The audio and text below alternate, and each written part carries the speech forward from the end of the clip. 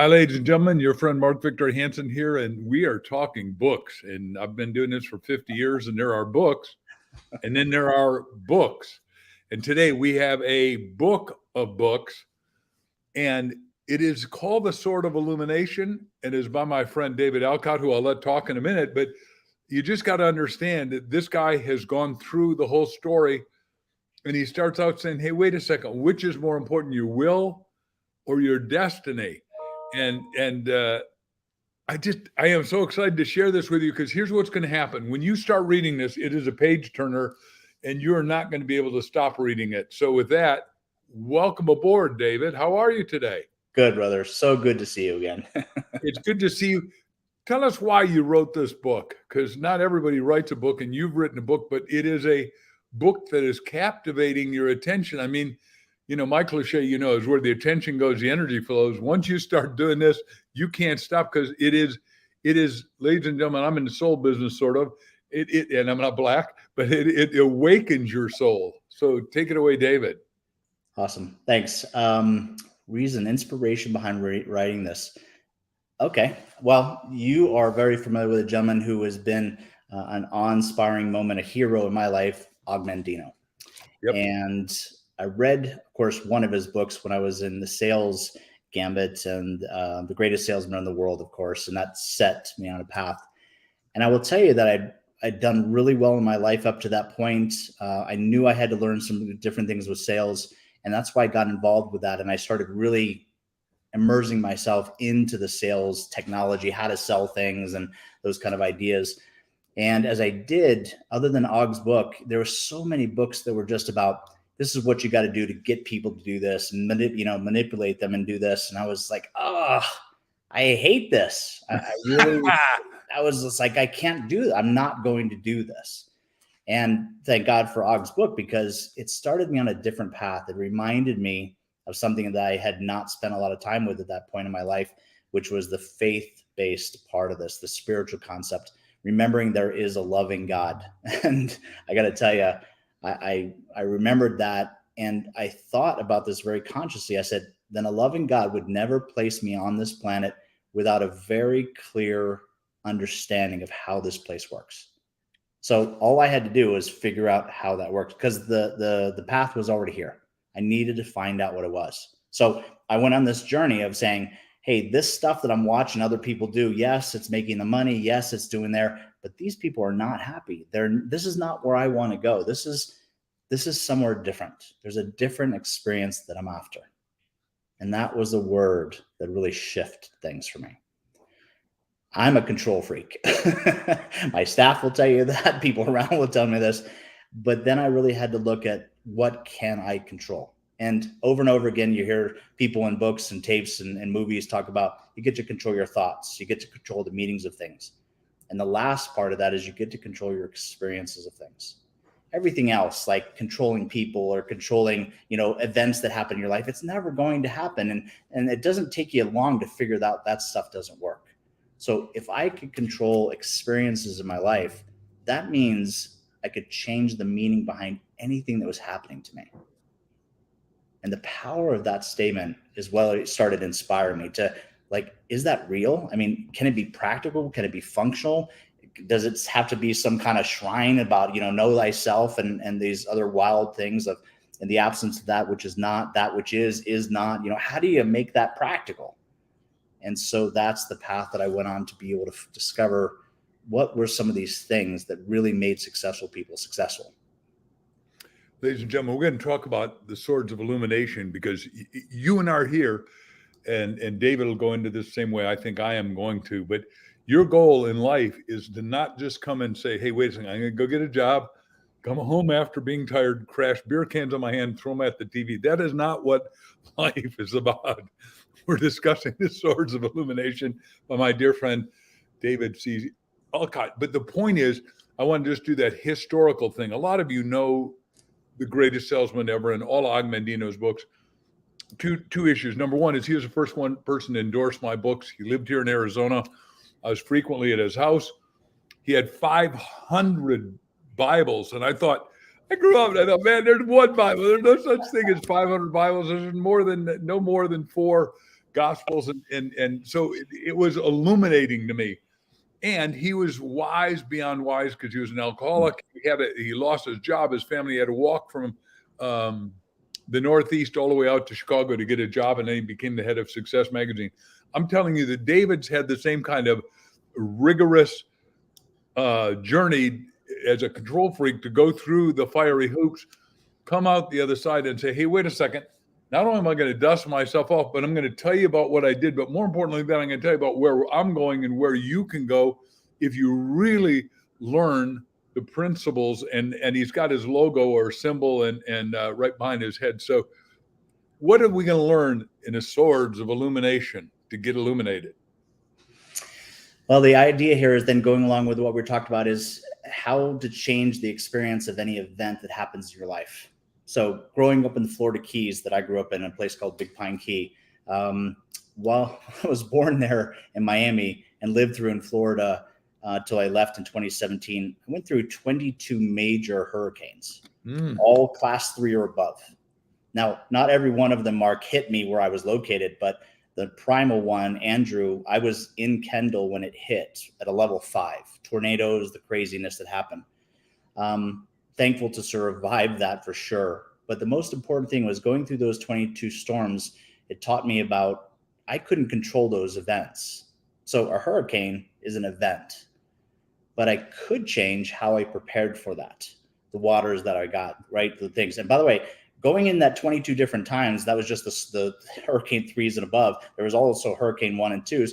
The shelves were gone every single time. People were running around without electricity. People were running around for the generators afterward. It was chaos after these huge storms. And yet we had plenty of time to prepare for those things. So interestingly enough, my dad was always very prepared when it came to those things. And it totally changed our experience of that event, which means most of the people in our neighborhood would come to us because we already had all the things we needed, and we always had more than enough to be able to share with the community. So just changing that experience is what I learned that you can do. You can control that. You can't control the hurricane. You can control where you're located during a hurricane, but that's about it. Forgive me for hitchhiking on hurricanes, and I got maybe no right to do this, but two things. Number one is we're doing a book with John Paul DeJoria, who created Paul Mitchell after being homeless and living in a car for 2 years. And then he made $1 billion, and then he created Patron and 3 or 4 other electronic AI companies. But he just went down to Barbuda and he made it a hurricane-proof island, brought back the turtles. So for the first time in history, we're dealing with, because as you know, we're doing your book and we only do impact books to bring your story to life. I need to tell you that we are now going to be able to make the world hurricane-proof because of one guy. John Paul DeJoria hired all the top ichthyologists, fish doctors, coral specialists, all that stuff. So everybody out there listening, because nobody in their right mind should go through 22 hurricanes. You agree with that, right? Yes, completely agree with you, sir. And by the way, I love the Florida Keys. It's one of the first things I ever heard about when I was a little kid. Then the second thing is that hurricane, just some of you are going to be watching this way in the future, and right this minute while we're talking, the hurricane just hit Hawaii, and I've owned a place in Hawaii, and at 5 o'clock this morning when I woke up at 4:30, I'm getting messages that my friends, I got goosebumps telling you this, I want to cry, but Weiland and I have written several books together, like Chicken Soup of the Ocean Lover Soul, and his building just burned down in Lahaina, as did the whole city, because the hurricane came through at 80 miles an hour, hit all those electric lines, which should be underground. I hope you'll agree with that. And I'm sorry if I'm taking space here that doesn't belong, but the damn place is burning down, and the governor, who is not making the right decisions from my point of view, should be bringing in everybody that could be anybody to put out the fires in Maui, right? And in the Big Island of Hawaii, where I have lived a lot. Okay, back to it. I hope that didn't upset your little apple cart to do those stories, but I got a big wide apple cart, man. Don't worry. Because you've been through hurricanes and you've been through the tortures of damn, what did that teach you to get illuminated? And yes, God bless your daddy for being prepared and understanding there's fundamental abundance. We got to take care of those who aren't smart enough to be preppers. So like a hurricane, these events come into our lives. As a matter of fact, sometimes a hurricane just shows up like a person, and they're a whirlwind Tasmanian devil, right? And they're just like hell on earth. It's like, what the hell just happened here? And you don't know how to deal with them. And they keep showing up. And that's the remarkable thing, is there's a reason for hurricanes that we're just starting to understand. But why is there a reason that someone who is just completely opposite of me shows up and creates all this chaos in my world? And there's a very specific reason for that as well. And that's this place that we live in, this physical plane that we live in, where this law of contrast says, if you're going to have a left, you have to have a right. And if you're going to have an up, you're going to have a down. And so whenever you're experiencing yourself as you are, in order for you to truly have an experience of that, you have to have something that's opposite of that. And so the universe sends that to you so that you can truly experience that which you say you are, and know that experientially, have a feeling about that. And that changes your whole dynamic, because as you have more and more of those experiences and more of those feelings, you get to know who you are. You become hurricane proof. Thank God. So let's talk about the book itself. Take us, I loved from the prologue, the beginning to the end. And the prologue, by the way, he did something else before that just is so illuminating. He acknowledges and thanks people in such a gentle, wonderful way. But then he goes into this wonderful prologue and says, this is what's going to happen. This is what, I've experienced. And the bottom line question, as far as I'm concerned, I'm going to condense it to one, and then we'll go into the story second. But why do you say you think people have a choice between will and destiny? And I don't want to give your answer. Sure. Well, going even further than that, I think so many of the movies and books that I've read there was always this theme about, your destiny was already predestined. It was already something you had to go look for, right? Your destiny is going to find you whether you want to or not. And that wasn't my experience. And so, yeah, of course, movies, they're just fantasy, Dave. Somebody's writing and stuff. Well, when there's common themes like this, they become part of the cultural story, which also becomes part of our belief systems. And so people start living as if that's true. And part of that destiny also came with this other conversation that people were having, is you got to know who you are. And without knowing who you are, then, this destiny thing just avoids you the whole time. Well, interestingly enough, I think there's a combination of not this or that, but a combination of this and that, of free will and destiny.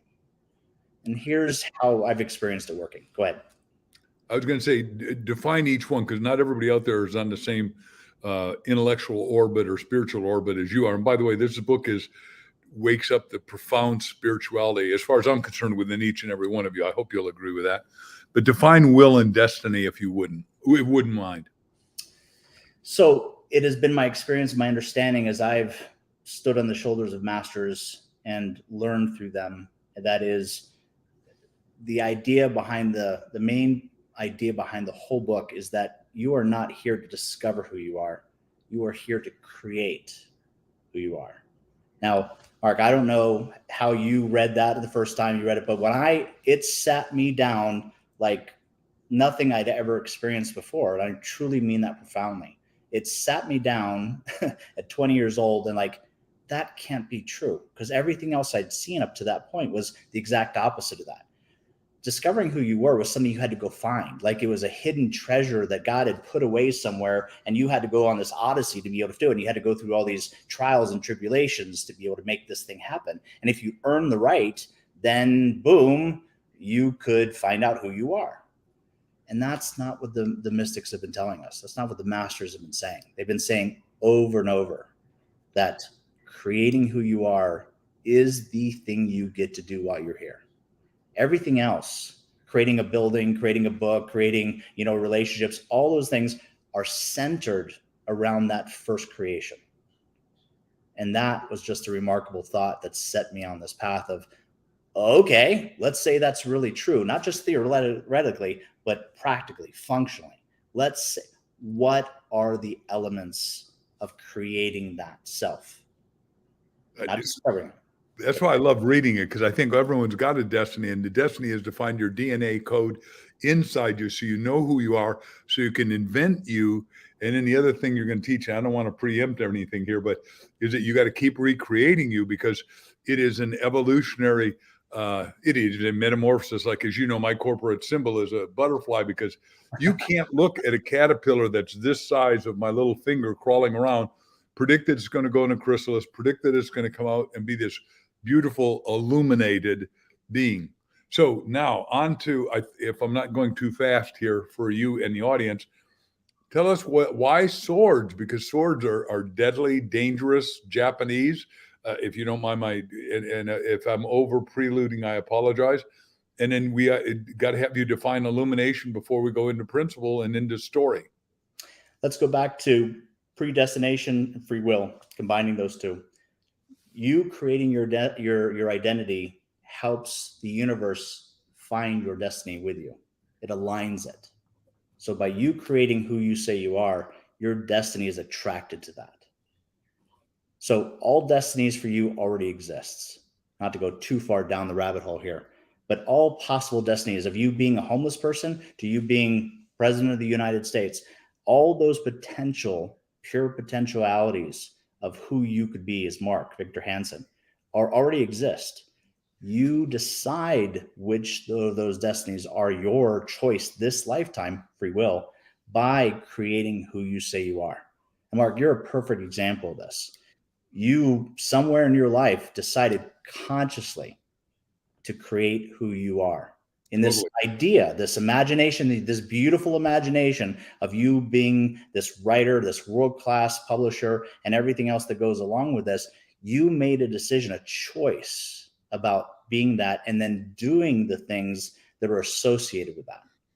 And that congruency is what brought you to this very moment. And you and I could do that with every single person on the planet that you know is famous or a celebrity or anything else who has been successful. This is their path. So let me just, because I know I'm not supposed to vamp on your story, but if your life is 360 degrees and you and I are the center, what happens is, what he's saying, I think, and if you don't like that definition I'm doing, you got 360 degrees of choice. And I got way more than that, but that's why Christ said my house has many, my mind has many dimensions. That's how it is in Aramaic. And that's really what you're saying. And I chose, first of all, to be a speaker. And I said, if I'm not even going to be a speaker, but I'm going to be a great colossal speaker, make a lot of money and have funny. And then I said, without telling people, because I want you to tell us what you created yourself to be in a second, because that's fair here. But then I said, I'm going to become world's best-selling author. And if I told people, they'd probably go, you're nobody from nothing. You came from a blue-collar city. Your parents were illiterate, and you're going to be world's best-selling author. Go eat dirt, or whatever they would say. So tell us about how you created David. Wow, goodness gracious. A lot of it came from just, family and being adopted into my family. I had 3 different influences in my life, a Catholic family, a Methodist family, and a Jewish family. So a lot of different religious beliefs around money, relationships, and everything else. So that had a lot of impact on what we call programming early in my life. Being able to shift out of that programming, that unconscious thing that drives us to do the things we want to do, that maybe some of them are good, some of them are not what we want to do, and they're not congruent with who we are. That's what the book is about shifting that perspective, reprogramming that program to do it in a way that you really want to create the outcomes in your life. So how David did it is the technology that's in there. That's where I've spent the last 30 years of my life figuring out the recipe, the template, if you will, that works for not just David, not just for Mark, but for everybody that I've met. And that's the important part. This isn't a book about David Olcott or anything else that I've done with this stuff. This is technology that the reader can truly use to create in their own image and whatever beliefs they have about this, where they really want to create their destiny to be able to go. And ladies and gentlemen, before we go into the book itself and some of the story, we want you to go buy a book. We want you to go to Amazon and get it, or Barnes and Noble, or Hudson, or Books A Million, wherever books are sold. This is there. And for those of you listening around the world, because we have a big international audience, you'll probably have to go to Amazon or its equivalent in your country. Like, there's some countries that don't have Amazon; they got other names on it. Anyhow, so talk about just do the title before we go into the guts in this story. Swords of Illumination. Why did you choose that as a title? So I've been studying martial art called Aikido for the last 15, 20 years, and then took 20-year break, and then I'm just getting back into it. Good for you. So thanks, fam. Thanks. But during my sales training, I read a book called Samurai Selling. And I don't remember the author of it, but it just had this amazing, profound thing about one sentence in one paragraph of, I don't know, 15 chapters. And it struck me so much about what if I could live a life like that? Samurai, loosely translated, means in service of others. And I will tell you, Mark, selling with that kind of intention truly changed my world. Truly being in service of others. Now, I had a lot of work to be able to get to there because I was thinking very selfishly, very intentionally about how I could get, wealthy or rich or get the girl or get the car. Or, I was thinking about all this material stuff when I was younger, but I was like, oh my God, what if I could truly live a life of service? That was the one thing about being samurai, being in service of others. Can I talk to that just real quick? As you know, I'm of Danish descent. Mom and dad are both Danish, came from Denmark to America with no educational skills or anything. But the word sales comes out of Denmark, and it actually means to serve. It's the word's called selgi, which I'm not trying to teach you Danish. That's not the That's awesome. Yeah, but the point I'm making is that what happens is, if you even, because I'm in a Christian model, what Christ said at the Last Supper, right? He knows the day's over. Tomorrow I get hung, right? As it were. I'm making light of a very painful subject because I think we got to be able to look at it from a lot of perspectives. Back to what you said about the contrast, and humor is a painful thing to pay for you. But the point is, the guy say, boss, what does it take to become great? And he said, the greatest amongst you is servant of all. And what you're doing throughout the book, if you don't mind my shortening your syntax just slightly for a second, is that what you're teaching is the samurai service of others. Talk to that, please. Let me go to the next step. Teaching that is not something I really believe I can do, but I can remind people what they already know about themselves. And that really is the essence of this. I already believe that so many of us on the planet have forgotten who we are, which is about being in service. And I will tell you, the way I found about being best in service is me getting the hell out of the way. Because most of the time, most of the problems and solutions that come to play, if I just let things happen and I stop getting in the way and messing with stuff, they typically solve themselves, or with a little push about truly being in service of the solution to things and not my own ego wanting to be able to make something work. It solves itself remarkably well, especially when you work with cooperative people. So when you have that working together, I believe that's as close as I have an experience of the Christ model of truly being in service to something bigger than yourself by getting yourself out of the way. And the only way to get yourself out of the way is to know who you are and that you don't need all the stuff that we think we need. I agree with every word you said. So we're going to go into the story in a second, but one more thing, just because everybody watching does not know that you guys teach a course and that you limit the amount of people that can come through. Do you mind talking to that just a little bit? I know it's a little bit of an aside, but it's important because a lot of you are going to want to read this book. You're going to want to get up close with David and his partner. And it behooves you to know that there's something in front of you available. And if you decide that you fall in love with these ideas, like I write it on your to-do list, write it on your bucket list, because this is like critical that you learn this stuff. Because like he said, until he read Og Mandino and then he read this other book, he didn't get it, because the message, right? Go out, see everybody, prospect, present, close, get your ass out of here, smile your foot off, right? Oh, you've read those same books. All right. I didn't write those, but I did read them. Fair enough. And yet I've sold 500 million books, so I think I know something about being of service to others. Go ahead. Take your company in training, please. So the Swords of Illumination is one aspect of the 3 aspects that we have as what we call our analog algorithm at Samurai Success. So Samurai Success is the name of our company, in service of others' success. When you lay that out, that's what we're really about. So when the people come on as a client, and we only work with 20 clients a year, our coaches spend time with 3 different aspects of your business. So when you hire Samurai Success, you don't hire one coach, you hire 3 coaches. One focuses on, let's say, psychology and peak performance, you being your best you as a business owner or in life. The second part of that is the design team, which really focuses on mapping out every aspect of your business or your life that you're working on. And I will tell you that a remarkable aspect of this, of storyboarding people's lives, it does so many wonderful things, included this. Everybody talks about being on the same page, and then they talk auditorily about being on the same page, which means if you talk to them 5 minutes later, most entrepreneurs have changed that story, pretty considerably, and the story keeps changing in other people's heads. We lay it out so it's a visualization.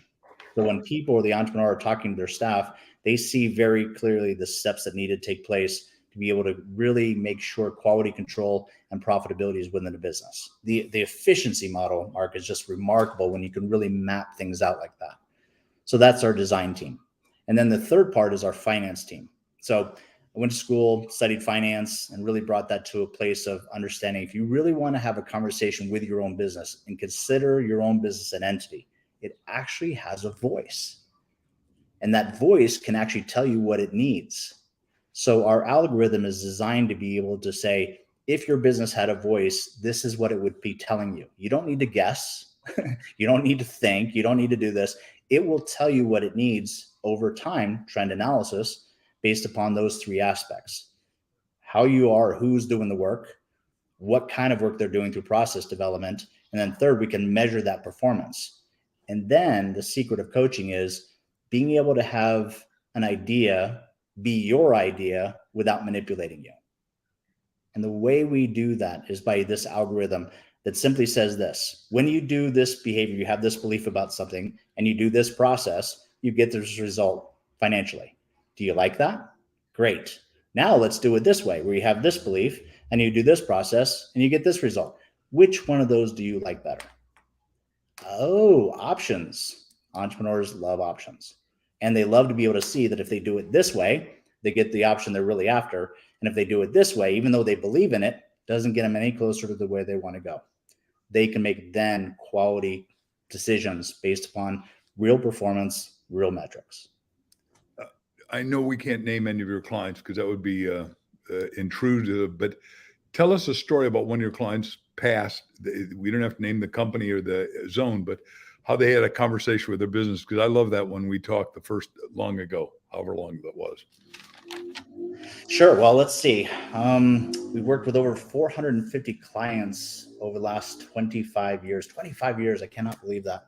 1996 is when we actually incorporated. So we've been really fortunate to work with this. But one of the gentlemen who came to us, I remember sitting at a restaurant, and he was a young guy, loved his business. But when he came to us, he physically sat down and he cried in the meeting with us. I just met the guy. I was like, wow, we're really getting off to an interesting start. But he was so frustrated with what he knew could happen, the potential of his business, and what was actually happening. And we were like, okay, so what are you doing? Well, he was in real estate, and he was selling about 1 house every month with 11 different people that were helping him do that. Now, in the world of real estate, especially in Colorado and some surrounding areas, that's not very high performance, and he knew that. The next year, as we were working with him, we had scaled down from 11 people to 5, and he was selling 20 units a month, 20 houses a month. So he went from 1 to 20. And that was all about scalability.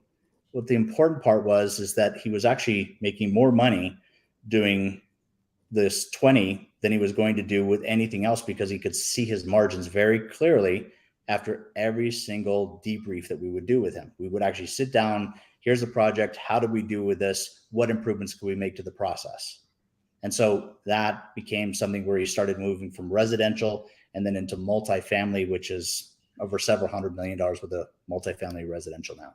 But he's been with us for quite some time. This is really important to understand. This is not the blue pill kind of scenario where you're like going to take some magical elixir and it's all going to work out for you. Our clients come to us because they're want to not focus on the money side. They want to focus on the mastery side of their business. And they know it's hard work, but they're willing to put it in to make it work. I've never asked you this. How many people want to really master their business? Wow. Well, at least 450 different companies. But I wouldn't say that would be a primary demographic that a marketing company would go after, right? So it was like, how many people really, because most people would say, well, if you want to market to them, they're going to want to be able to talk about money. We get that. And there's plenty of coaches that will help you with that. We want to focus on a different aspect of this, because with the Swords of Illumination coming into your business, you start to realize once you know who you really are, money is really a secondary thing. It actually starts falling down the list pretty fast, because once you know you can do that, then it becomes something else. Well, what else can I do? How can I really be of service to the planet or my community or my family or something else like this? So the mastery is really around understanding themselves and how they interact with the business, their local community, then their city, and their state, and then country. And both my partner and I, Paul, we have political backgrounds. And we started off in politics right out of the university. And we realized very quickly, man, that was not the way to change the world. That's not where they were going. So we wanted to find a different way to be able to help people. And we definitely recognized that if you really wanted to change the minds and souls of this country, focus on business people. Entrepreneurs are the only ones that can solve the problems of the world. And the world, I think you would agree, has never had more problems than it does right this second. And boy, do I agree with you, because I teach exponential entrepreneurship. So you and I are 100% on the same page. Different models, but it doesn't matter as long as you get to the end result that you and the client want to get to. Onward. Tell us about the story. You guys wrote the book. I happen to know, how many years ago did you write it? And ladies and gentlemen listening, understand they hid it.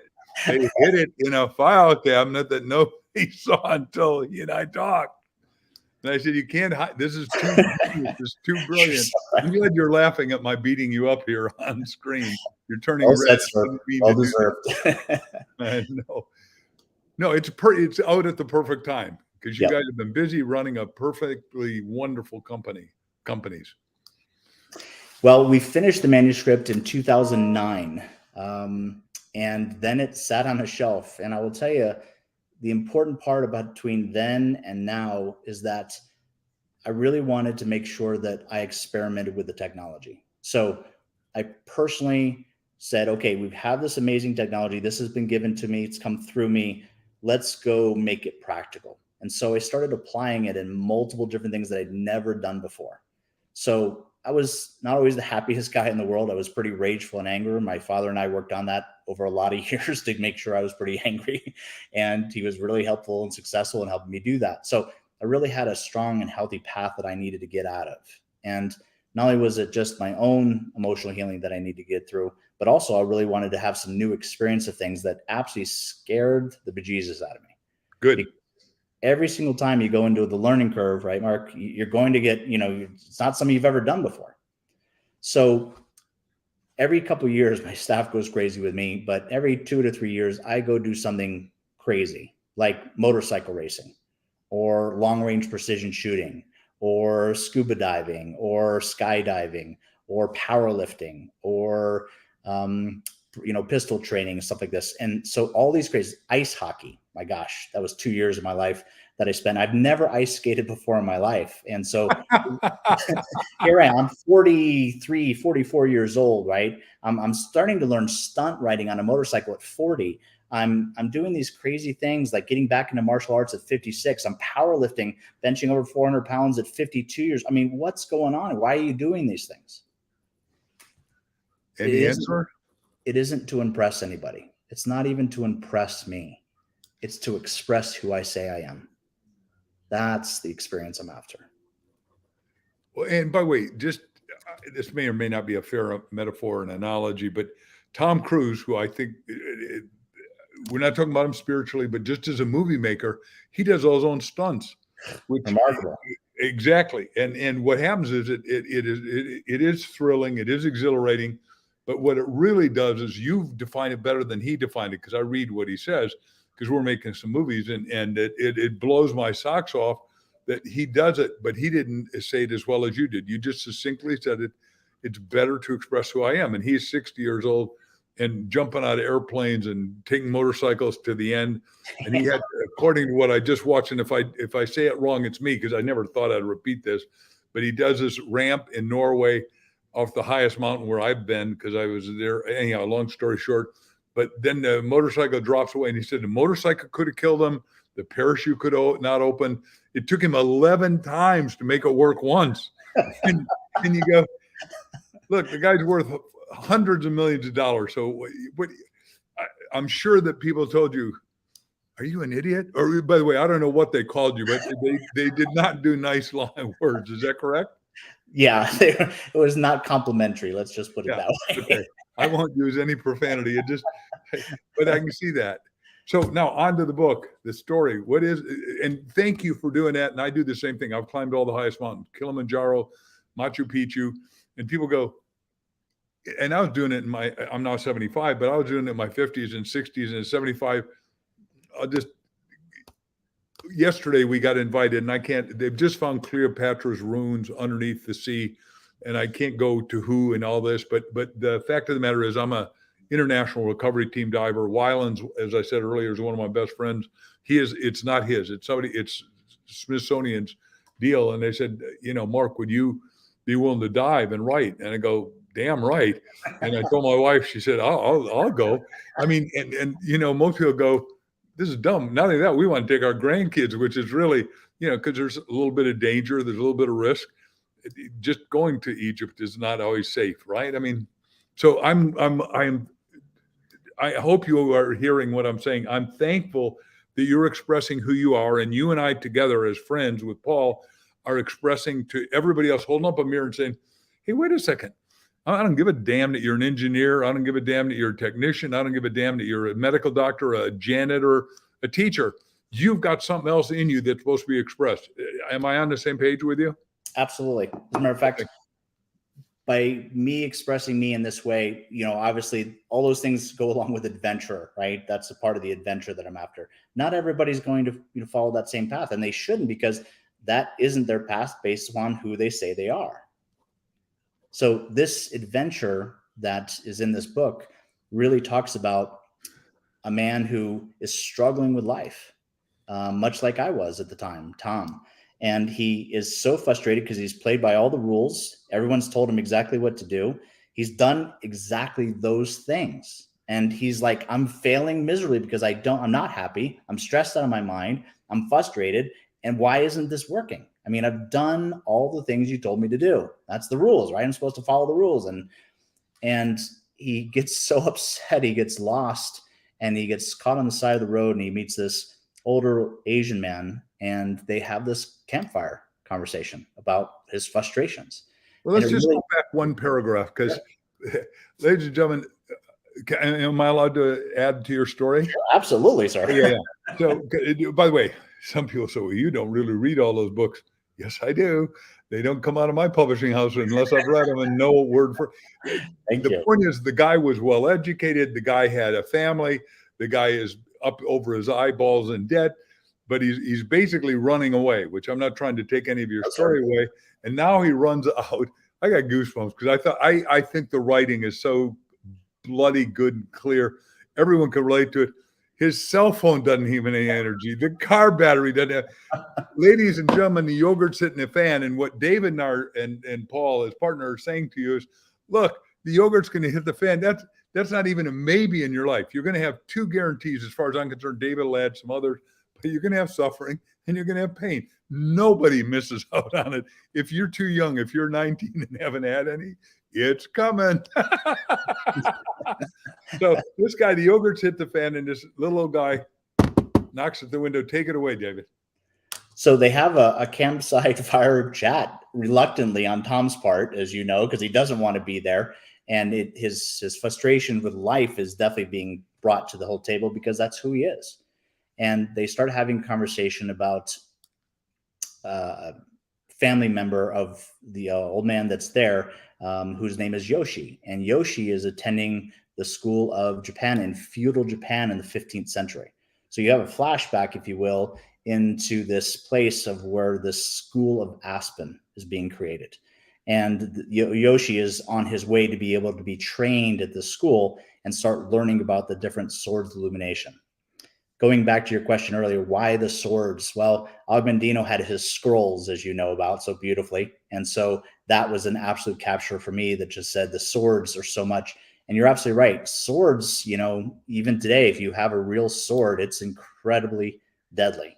And that's a lot about how life is. It isn't safe. It isn't nonviolent. It has an edge to it. And if you don't learn how to be able to wield a sword in life, whether you're just using it verbally or ever other points of leverage, you're going to be in trouble. Right? And I think the spiritual term is, if you come with a peace in your heart, you better have a sword in your other hand behind your back. There's these comments that we have about this physical realm being this way. Okay, so let's take that to the next level, right? And just really apply it to someone learning to become samurai. Now, remember, he wants to not become in service of others. He's seeking revenge, which we haven't talked about yet, for the loss of his father. And, how did that whole thing happen? So at the School of Aspen, he learns all these principles that he has to apply. And that's the major portion of the book. So many of us are under the impression that as long as we have knowledge, we are smart, we're smarter than other people, we have the superiority, we're going to win. I will tell you, it has not been my experience that knowledge alone will make you win at this life. If you don't know how to apply that knowledge and when to apply that knowledge, you're going to be in a heap of trouble. The only question I got is, ladies and gentlemen, I want you to read the book. This is going to be a monster bestseller as far as I'm concerned. And I've been able to put my thumbprint on a few books over my lifetime that have done just that. And this one is one of those things. So we're going to jump forward. What I am, somebody's out there saying, well, wait a second, David, I'm not exactly the reader of readers, but I will go buy your book because I trust Mark and I've read his little short stories. If I read this, what's going to happen to me? Well, first thing is, reading is a good first step. Second apply is you got to get committed to taking the information in the book and applying the information in the book. If you do those two things, here's the benefits I've received or the experiences that I've had. And I would love to hear how your experiences are, but this is the opportunity that the book gives you. It gives you a real chance to start living on purpose. So many of us are living through our programming, this unconscious programming that we have about how we're supposed to do things, how we're not supposed to do things. And it's creating a life of frustration and stress for a majority of us. We're not living on purpose, and we're not living consciously with purpose. This gives you the opportunity to shift all that by realizing the things you can control in your life aren't the events that happen in your life. I think there's a fun story about a gentleman who jumped off this really tall building, and as he went by each floor, the people in the floors were all saying, "How's it going?" And he was like, "So far, so good." The idea behind that is that this stuff is definitely going to catch up to you. You're going to have some stuff in your life. Who you say you are is how you're going to handle that stuff. And I will tell you that we don't need more victims in the lifeboat right now. We need people who can stand up. We need the heroes in our lives. We need those people that really are who they are, truly congruently, not just jump on some kind of, distribution channel and say, "Hey, let me show you how to do this." I'm talking about real people with real solutions, because that's what this country is about. That's what's really made it so successful. And there are other people in other countries that do the same thing. I'm not saying they're different. I'm just saying that that's what makes this place great. By the way, I want to hitchhike on what you said. I love that line. We don't need more victims in the lifeboat. I've never heard you say it before, but I adore it. I'll gladly quote you, because I believe, ladies and gentlemen, you got to give attribution to, because understand the IP, the intellectual property that he's creating, the creator, which he's talked about, you creating you, the creator, and each of us as a creator is greater than his or her creation. And if you don't like the creation you got, let's roll it back, is what he's saying. Read the Swords of Illumination. Say, hey, wait a second. I'm going to wind my mind backwards, and I'm going to figure out, what am I here to be passionate, not just on purpose, but passionately on purpose about? So I have a bigger, fuller, grander, in whatever adventure is to you, like what David just correctly said, is adventure And then if you're living consciously, you can't help, as far as I'm concerned, but serve a whole lot of people. I mean, there's no way I could have predicted when I'm getting addicted. My parents, we didn't have any books in our house because remember, my parents didn't speak English. So what the hell good's buying a book? And you can't buy Danish books in America, right? So there were no books until I got to high school. And then my English teacher was bigger than life, got me addicted to reading books. And his wife, you know, Ellen, said to Mr. John Reinhardt, who I still love and adore and thank every day, although he's passed away, she said Johnny would have books marked in his ceiling if there's only a way to hold them. The point is, he got me into the adventure called reading. And I say you can't read, you can't be freed unless you read. But how did somebody come out of, I know that was a hell of a long way to open a loop to close it, but how do we get people out of their victimhood? Why is reading this book going to awaken them, illuminate them, to use your term, and get them out of their victimhood? So we get them out of that lifeboat and put them in a heroic lifeboat, because there's no hero without solving a big problem. There's no David, using your name, that without a slingshot and 5 stones. And he had 5 stones. Do you know he had 5 stones? I just heard that this week. No, I did not know that. 5 He had stones. 5 stones because Goliath had his 4 brothers with him. Oh, nice. Have hell to pay. Get that guy. Always be surrounded by your third eye. The brothers are going to come kill your ass. Right. Forgive me if I was crass. I use that word twice today. I hope that's not too bad. But how do we get him out of victimhood into victorhood? So the idea here behind this is that you are creating you, whether you are conscious of it or not. If you're creating you at a place of scarcity, you're going to live a life of fear. If you're creating you at a life of love, then you are going to be in abundance.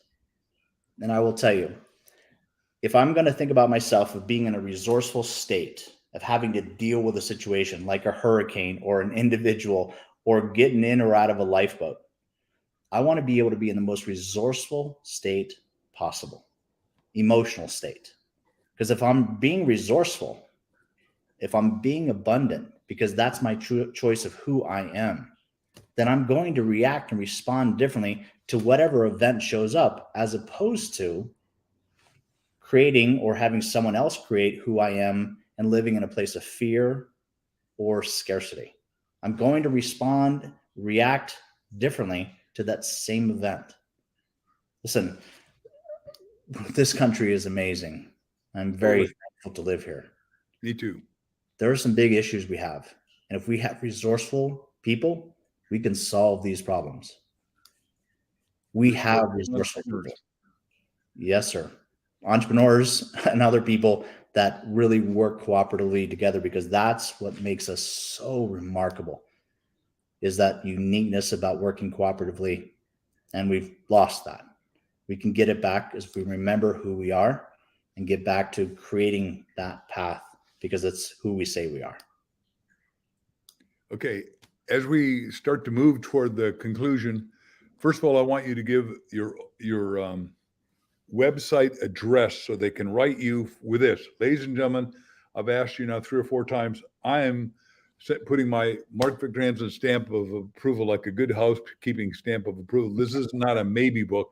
This is a must-have book, and not a must-have book 1. I want you to buy 2, and then I want you to write David. He's going to enunciate his email that you can write him at. He is going to sign a book plate to you and whoever you're giving that second book at, because this is a book you're going to read. And 2 of you're going to, I don't care if it's your spouse and you, your mastermind partner, your business partner, church, temple, ashram, mosque partner, whoever that person is or persons, and don't limit it to 2. If you got enough money, buy 10 or 12. He and Paul are going to sign this book plate to you and personalize it and send it back. And it's only going to be hundreds of these that he's going to do, because you can't sign over 500 book plates in an hour. So I'm asking him for 1 hour at a time from he and Paul, because you're going to have something nobody else has got. And we are doing a book with the world's biggest collectible guy who makes over $1 billion a year selling signatures. So if you don't think a signature is important, don't get the book. No, get the book whether you get a signature or not, because some people are going to be listening to this later. I'm sorry I said that. But your open e-address that you can give to everybody, not your personal e-address. Sure. So it's info@samurai. Let me spell that for you. SAMURAI AI success, SUCCESS.com. Good. Any final statement you want to make, just so these people, you can say, talk as long as you want about anything you want. And then Preston's got one or two questions for you too. Oh, wonderful. No, if anybody wants to reach us, whether after they read the book, especially whether whichever path they do, because there's some action items in the book itself to be able to talk about whether you want to be able to someone who else helps serve the general community with this information, or become a client with us. We can be reached at samuraisuccess.com. That's our website for everybody to be able to get information for us. Perfect. Press, you want to come on and tie it up with one or two questions? I hope he can boot in here easy. I see his picture. There he is. Hey, no, I'm sorry. I don't have any questions, but I mean, this is an amazing book and it's incredible. So everyone needs to take the opportunity to check this out and check out what David's up to. You can find his resources at samuraisuccess.com, and everyone needs to take advantage of what he's offered today and reach out to him at info@samuraisuccess.com, and then go and get your book at Amazon, and it's listed. We posted the link in the chats and the different places out there in the world, so everyone can go and get your access to the book. Reach out to David. He's an absolute genius. He's amazing. It's an incredible book. It'll give you wisdom and nuggets and pieces of information that'll change your life. So that's it. And so I'll let you guys wrap up. Thanks. Well, I'm just thankful for your friendship and your trust in us, and that you let Mark Victor Hansen Library publish, and that you and I and Paula and our team have had such a great job. Ladies and gentlemen, I can just tell you, everybody on my team sees that this is going to be a book that, if you'll forgive, because we're dealing with a guy who owns the Yankee Stadium, I can tell you this book is going to be a grand slam home run like Babe Ruth would hit, and what field it's going to go into. That's what I'm saying. And I think this is the next Og Mandino. So get a copy of it, read it, be smart enough to send him an email. Yes, you're going to be on his email list, and yes, I'm thankful for that. And yes, you'll probably get to want to go to one of his seminars and Paul someday in the future. But most importantly, get the signature, because you're going to have something that is a rare, cherishable thing. The book alone is a screaming value, but if you get a signature, now it's a super screaming value. Before I let you go, man, I really want to thank you for shepherding us through this. What we do for our clients, you and your team have done truly amazing things for us. We would not be here on this date to be able to have this, get this finally off the dust covered shelf and onto the world where it needs to be, sir. So I truly just thank you from the bottom of our hearts for your amazing team of shepherding this through to getting it to publishing. Well, we love doing it, but we especially love the next Og Mandino, because while Og's in heaven, he's looking down. If he was here, I would go ask him, hey, I want you to write an endorsement for this. And he would do it, just because, he, like you, he's crazy enough to be my friend, which you got to be like crazy. Blessings on you and your whole team. And we're just going to watch as this thing climbs up all the bestseller list, but it's going to start #1 at Amazon, and then we'll bounce to the rest. Ladies and gentlemen, get a copy of David's book. You're going to thank us in your prayers, because your life's going to go from good to phenomenally good to extraordinarily good. Thank you, Mark. Thank you, David.